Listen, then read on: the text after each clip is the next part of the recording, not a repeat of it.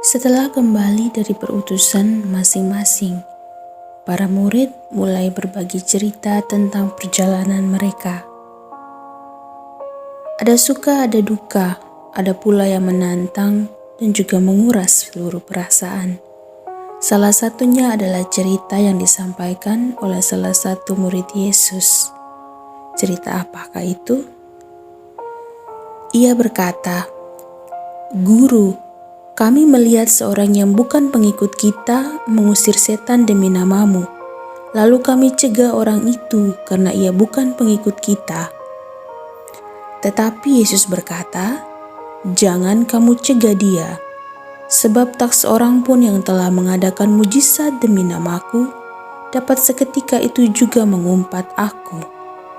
Barang siapa tidak melawan kita, ia ada di pihak kita."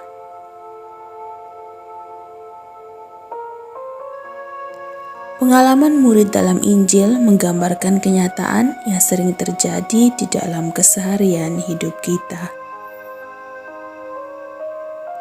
Situasi ketika ada orang lain yang berbuat baik, namun kehadirannya menjadi masalah bagi orang yang lainnya lagi.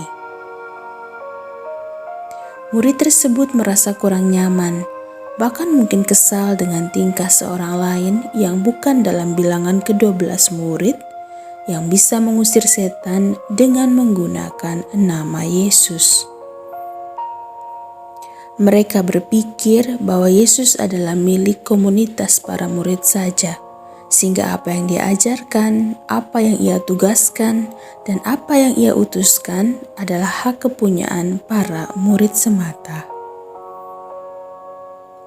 Yesus menentang keegoisan dan bentuk lain dari kecemburuan sosial ini. Sering dalam hidup kita cenderung merasa kurang nyaman, risih bahkan iri kepada orang lain yang berbuat baik lebih banyak daripada apa yang dapat kita buat. Hal ini juga dialami oleh komunitas para murid, dan seperti Yesus menegur kepicikan hati para murid, demikian teguran itu pun tertuju bagi kita. Kebaikan yang dilakukan sesama kita, hendaknya kita lihat sebagai sebuah berkat. Dengan begitu, nama Tuhan kian menyebar dan dimuliakan melalui karya mereka. Kita diajak untuk tidak berfokus kepada kelebihan orang lain, melainkan mulai melihat apa yang menjadi potensi diri kita dan berusaha untuk berbuat baik kepada siapa saja demi keluhuran nama Tuhan.